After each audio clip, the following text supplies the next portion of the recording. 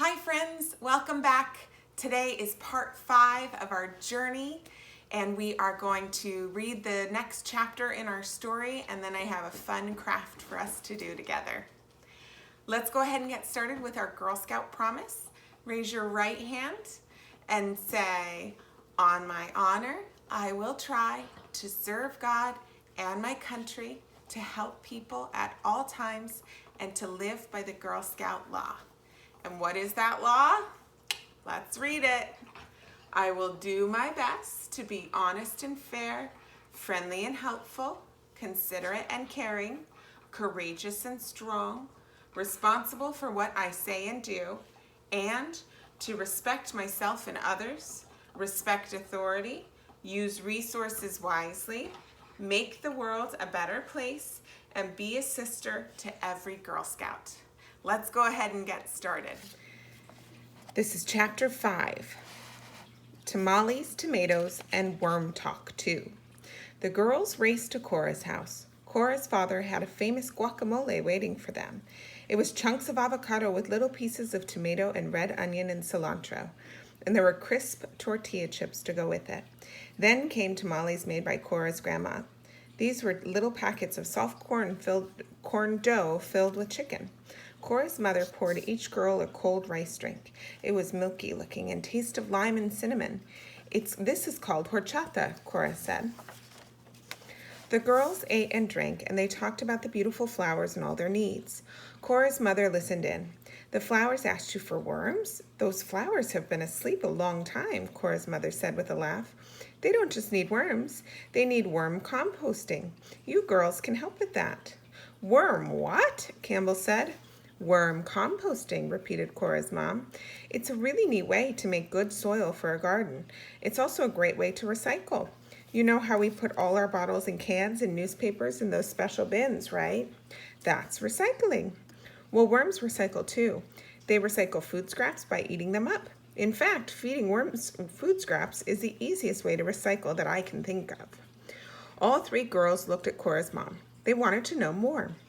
"But Mom," said Cora, "when we recycle bottles and cans and newspapers, a big truck stops by and collects them. Is someone going to collect our worms?" "No, sweetie, you keep your worms. Worms eat up the food scraps and turn out worm castings. That's a polite word for worm poop. That poop is very good for gardens." "How come we never heard of any of this before?" asked Cora. "Well, good gardening tips are sometimes hard to come by," Cora's mother replied. "But a lady named Mary did her best to teach people about worm composting. In fact, she's probably as famous for worm composting as Daisy Gordon Low is for Girl Scouts.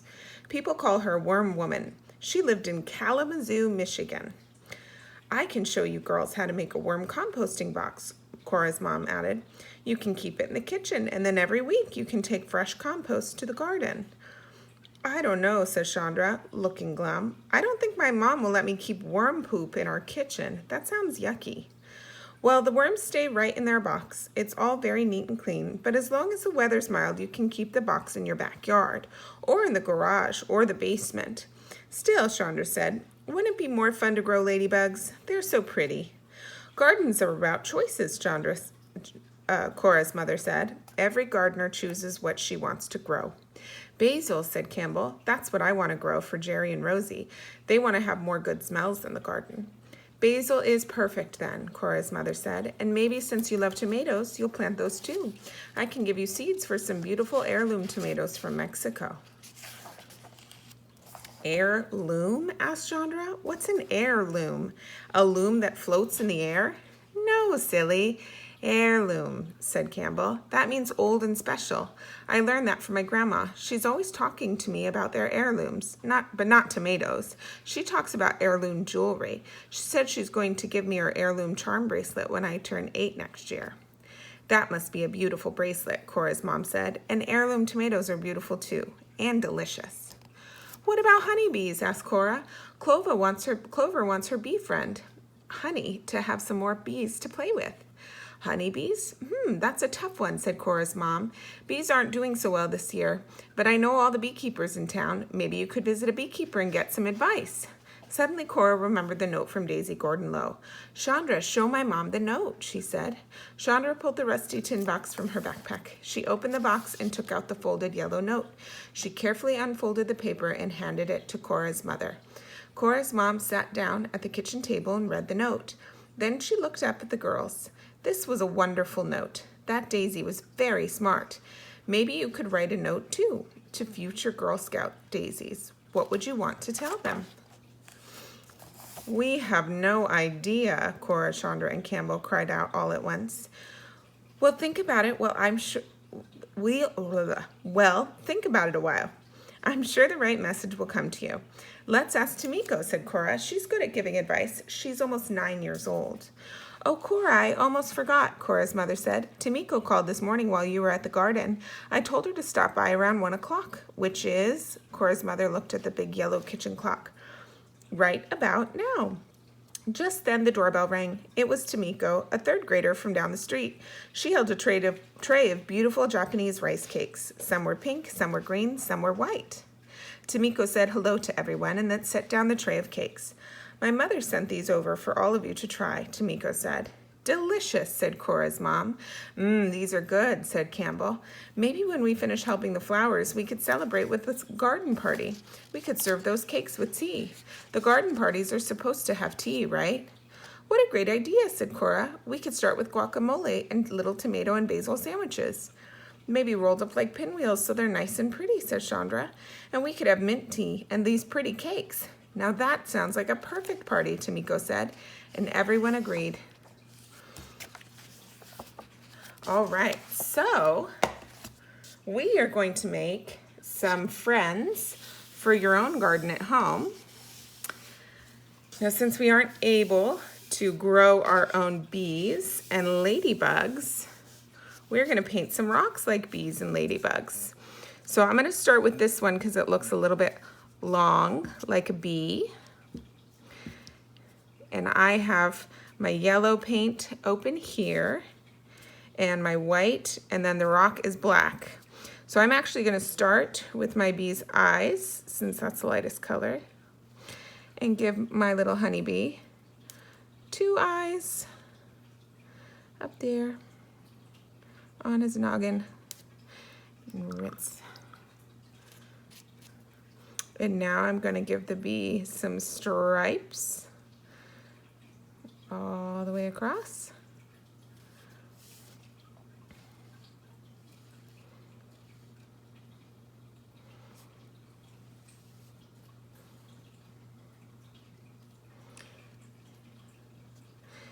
And to make it really opaque, it's going to need probably a couple coats. So I'm going to put it on thin like this.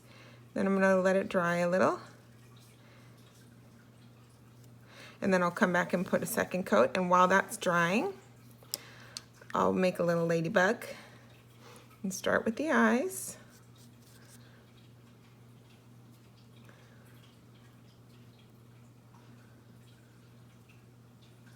Ooh.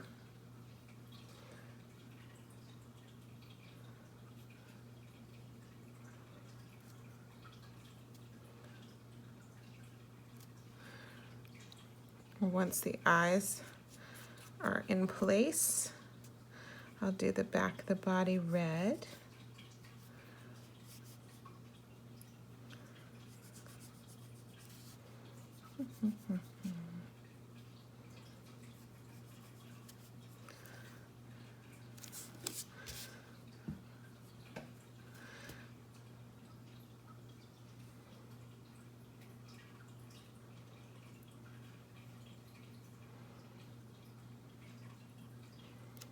And let that dry a little bit.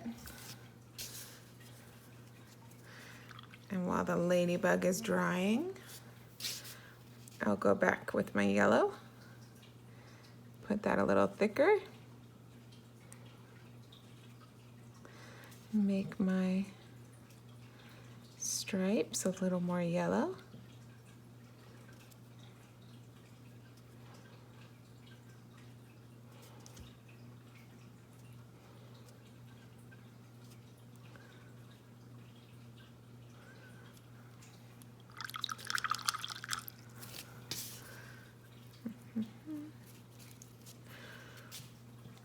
I don't know if my red is yet ready for a second coat. So now I'm gonna I'll work on my eyes and just take a little bit of black paint and put it right there in the middle.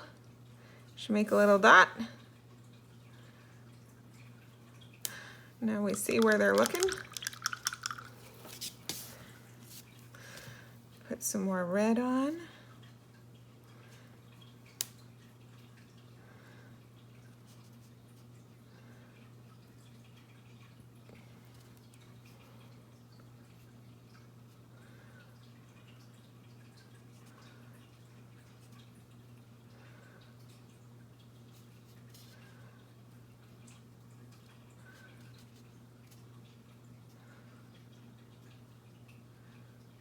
Okay.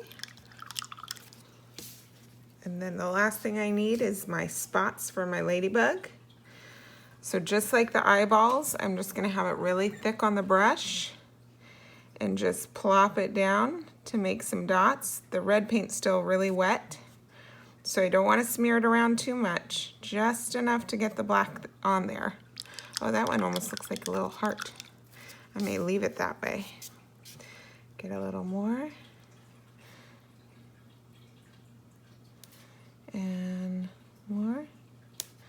Just drop it in, not too much movement. Whoop.